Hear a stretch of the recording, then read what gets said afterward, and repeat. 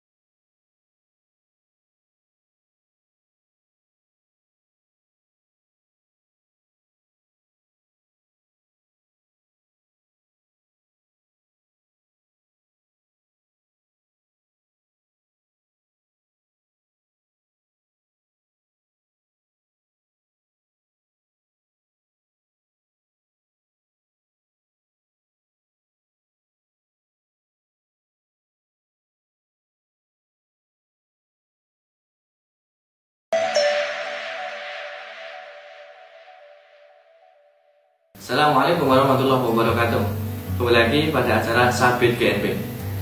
Hari ini kita akan datangkan tamu, yaitu Bapak Doni. Beliau adalah salah satu fotografer di Klaten. Beliau punya studio, namanya adalah Daun Foto. Baik, kita langsung saja bersama beliau, Pak Doni. Assalamualaikum Pak Doni. Waalaikumsalam warahmatullahi wabarakatuh. Bagaimana kabarnya Mas? Alhamdulillah Farid, selalu sehat selalu, walaupun ada corona tetap kita harus selalu sehat. Amin. Amin. Oke teman-teman, beliau adalah Pak Doni, pemilik studio Daun Foto. Beliau sudah melalang buana ilmunya dengan fotografinya. Banyak di Klaten mempercayai beliau untuk menjadi fotografernya. Saya mau tanya Pak Doni ini, karena sudah banyak ilmunya dan banyak orang percaya dengan Bapak, mungkin boleh cerita nih bagaimana dulunya Daun Foto ini berkembang. Ya sebenarnya kita di sini semua masih tahap belajar ya, jadi kita itu tidak ujuk-ujuk seperti kayak gini. Ya, betul. Awal rintisan Daun Foto itu awalnya memang kita di Jogja ya. Awalnya di Jogja. Kita di Jogja dulu, terus kita ada motret seperti itu, terus akhirnya kita sering ke Klaten, ada pemotretan di Klaten, dan akhirnya kita bisa beli rumah di sini. Nah, tapi memang ya tidak langsung ke ke wedding yang seperti ini. Jadi kita emang rintisannya emang harus berjuang. Jadi perjuangan kita sih awal-awalnya emang ya ada yang dari apa namanya foto-foto amatiran seperti foto yang langsung jadi, kayak gitu, kayak sudah seperti itu kita lakukan, kita pernah melakukan seperti itu dan itu sah-sah saja karena itu emang duitnya juga banyak Mas Ari. Jadi tidak mungkin seperti itu karena ya mungkin dulu awal kita di sini, kita dulu di Klaten belum ada yang orang akan melakukan seperti itu, gitu. Di Klaten belum ada, tapi alhamdulillah kita menjadi mungkin pionirnya, gitu. Alhamdulillah kita di sini bisa menjadi pionir. Mungkin kok ada ya foto yang amatir seperti itu, ya nggak apa-apa sih, Pak.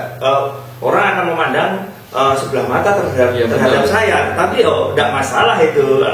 Ya yang penting dulu banyak yang misalnya kita pagi-pagi seperti itu pada yang berangkat kerja, kita masih di rumah gitu. Tapi emang waktunya cepat Pak Arief. Jadi waktunya cepat tapi cepat juga mendatangkan uang. Nah seperti itu kan. Nah, itu. Tapi dulunya apakah Pak Doni ini kuliah di bagian fotografi kah atau memang ini adalah hobi? Udah, ya.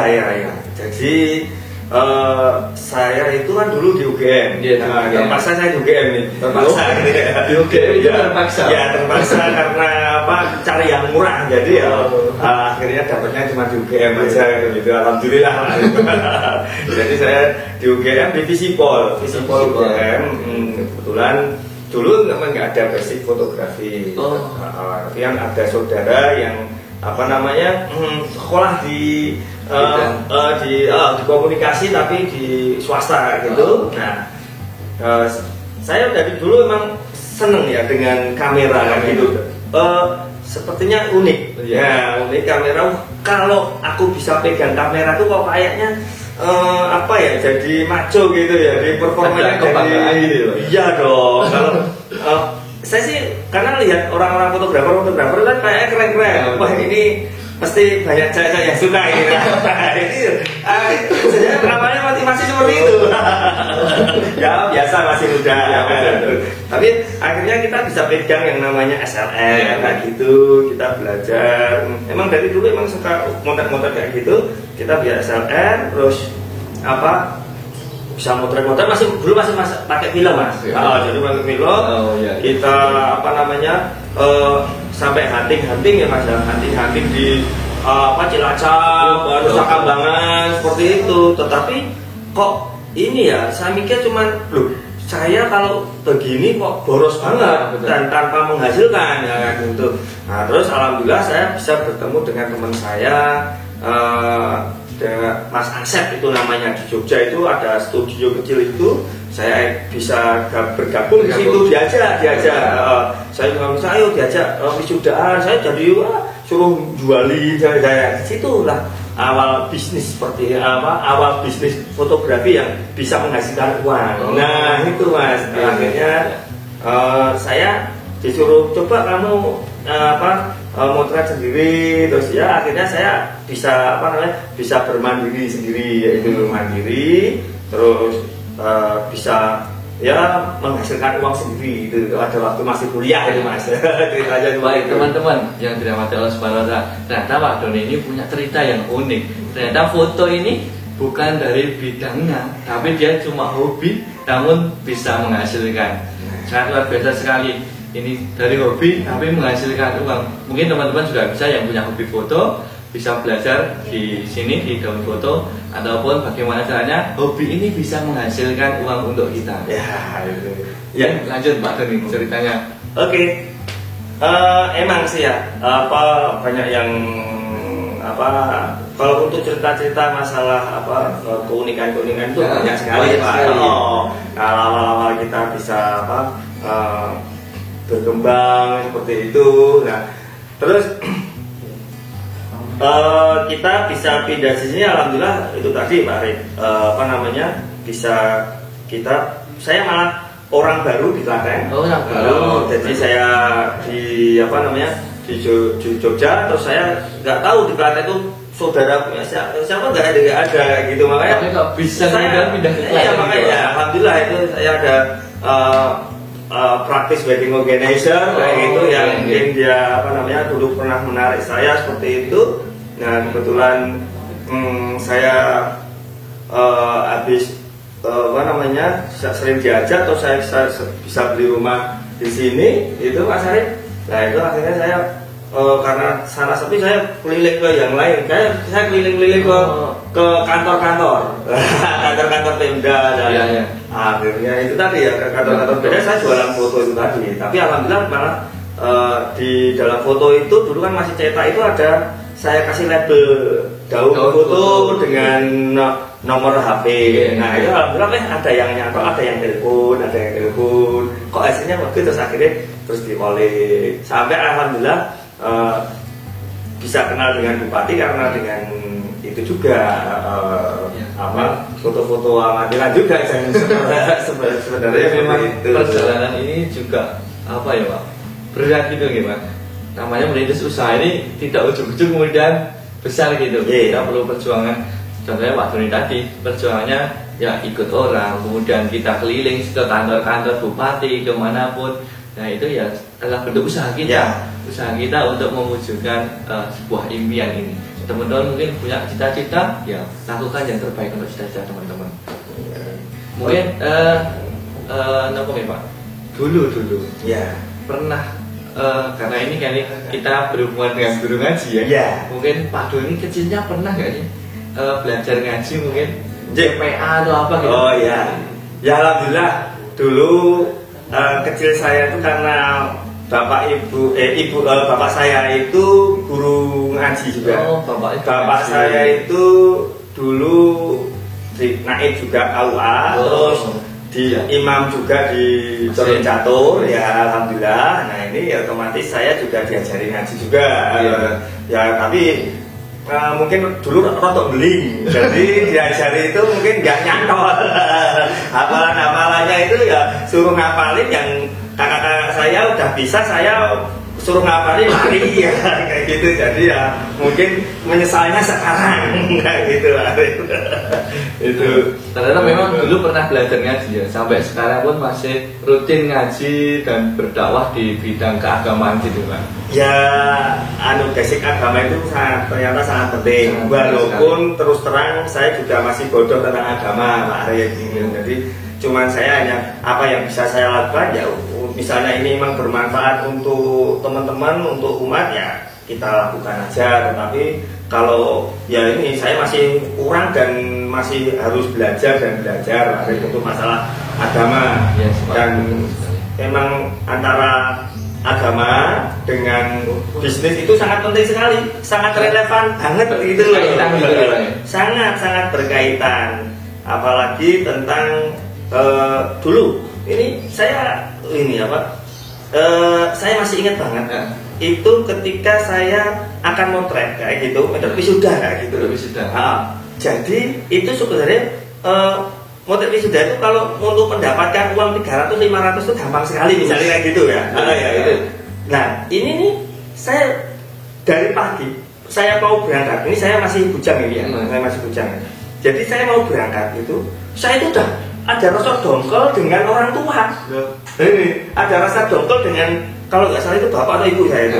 Ada rasa dongkol, udah pokoknya saya langsung pergi. Nggak pamit gitu ya? Pokoknya saya langsung pergi, ada rasa dongkol. Dan akhirnya apa, di lapangan plus sama sekali nggak dapat ini. Saya nggak dapat orderan atau apa, saya plus nggak dapat ini ya. Jadi terus saya selalu introspeksi diri. Kita tidak boleh manggal dengan orang tua. Kita tidak boleh acuh dengan orang tua, nah gitu. Nah ini penting sekali ternyata. Teman-teman, sahabat semuanya, ternyata untuk menjalankan usaha itu kita perlu ridho orang tua. Mungkin ada hadis mungkin atau apa yang mengatakan bahwa ridho Allah itu tergantung ridhonya orang tua. Betul apa yang dikatakan Pak Doni, bahwa ketika kita mau melakukan usaha, namun hati kita ini merasakan marah sama orang tua, maka nanti di jalannya mungkin tidak akan mendapatkan hasil yang baik seperti itu. Nah, mungkin Pak Doni ada tips nih buat teman-teman yang mau belajar, mungkin mengembangkan usahanya, antara kaitannya nilai keagamaan dengan bisnis kita. Terima kasih. Ya, untuk sejalan dengan apa namanya bisnis itu ya Pak ya, jalan itu ya yang jelas banyak sekali sebenarnya kita itu banyak apa untuk menggapai suatu pendapatan yang besar itu tanpa dengan harus modal yang besar. Nah, kita itu jangan berpikiran kesuksesan itu harus dengan modal yang besar. Ini gimana caranya? Itu penting, Pak. Pendapatannya besar tapi modalnya minim. Nah, itu. Yang jelas itu satu kepercayaan terhadap klien-klien. Mungkin untuk Sanda yang kedua Pak Doni. Ya, ya Mas Arif. Emang banyak ya, misalnya tadi dengan orang tua itu yang jelas, terus yang itu tadi kita harus luruskan niat kita usaha ini untuk apa sih kayak gitu ya Pak ya. Kalau saya itu dulu emang saya bukan saya dengan istri seperti itu kita niatkan bahwa kerja ini untuk apa itu kita luruskan. Nah ini saya punya dulu cita-cita bahwa saya harus punya cita-cita untuk naik haji kayak gitu Pak. Nah, ini kita nggak punya apa-apa ini nanti di next cerita itu nanti gimana kita bisa membayar ONH seperti itu juga banyak ceritanya juga Pak itu. Nah ini tadi kita luruskan dengan kita apapun yang kita kerjakan hanya untuk Allah. Nah itu tadi dengan ONH kita punya untuk nabung untuk bayar gaji seperti itu jelas itu. Terus yang ketiga yang lain adalah sodako. Jelas sodako itu banyak yang bilang dengan kita sodako pasti akan dilipat gandakan. Nah itu Pak, nah itu jelas itu sudah bukan rahasia umum lagi dan itu semua harusnya bisa melakukan itu kayak gitu dan tidak harus menunggu kita kaya baru sodako. Kita nggak punya apa-apa sodako kayak gitu Pak. Banyak cerita tentang masalah itu juga. Saya dompet ini, dompet yang pernah saya pegang ini dompet dilakukan. Saya waktu itu motret Yusuf Mansur. Motret Yusuf Mansur bisa langsung punya namanya Yusuf Mansur biasa loh, dia harus berapapun punya disodakokan, harus yakin seperti itu Pak. Nah itu makanya saya pernah seperti itu isi di dompet saya itu. Suruh semua nggak tahu saya sudah mungkin waduh bikin gue nek jalan begini nek bocor piye nek ono apa piye yo wis kita pasrahkan kepada Allah. Tapi alhamdulillah tak ada masalah. Tapi dia cukup sesuk itu ganti deh yo. Jadi memang itu adalah proses tidak ujuk seperti itu. Tipnya ya banyak macam lagi Pak, misalnya sholat duha itu duha harus dikencengin, terus Daud, alhamdulillah dulu saya pernah Daud itu tapi pernah terus sakit terus ini berhenti ya agak lama ini ya juga seperti itu. Jadi kan ada juga sih sebenarnya tip-tip yang tidak harus mengeluarkan uang modal yang banyak. Ya oke Pak. Mungkin saya pernah dengar nih Pak Doni pernah melakukan hal kita bersimpuh kepada orang tua kita, kemudian kita mencuci kakinya lalu menciumnya. Mungkin Pak Doni ini dari itu mungkin ada efek apa untuk kita untuk Pak Doni sendiri? Ya jadi untuk pada waktu itu emang saya sangat terinspirasi banget atau saya sangat terketuk hati saya itu ketika saya mendengarkan isi ceramah dari Ustadz Awan Abdullah. Dia datang ngisi di masjid kami di Baitul Syifa gitu, terus dia bercerita tentang masalah kesuksesannya dengan berbeda dengan orang tua, apalagi dengan harus mencium. Caranya seperti apa? Wah, sangat susah sekali. Nah itu dan memang Pak, dengan habis itu dengan saya ikut kajian sana, dan mendengar itu saya langsung pulang.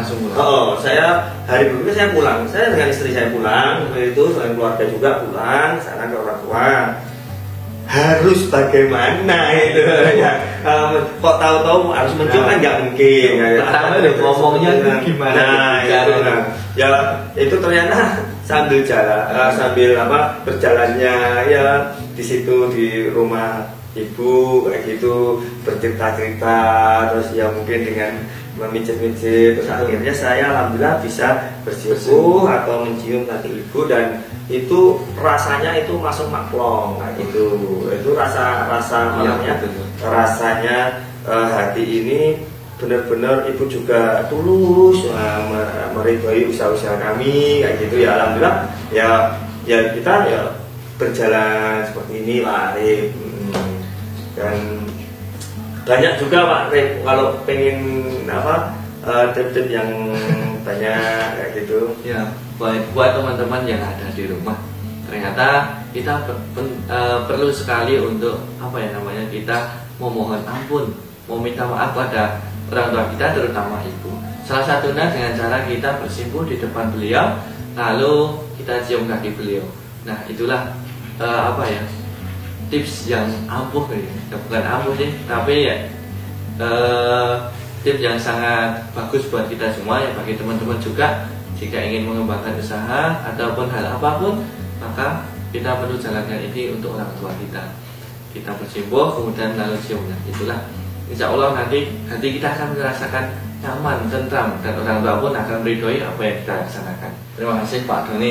Hari ini kami telah mendapatkan ilmu banyak dan pengalaman dari Pak Doni.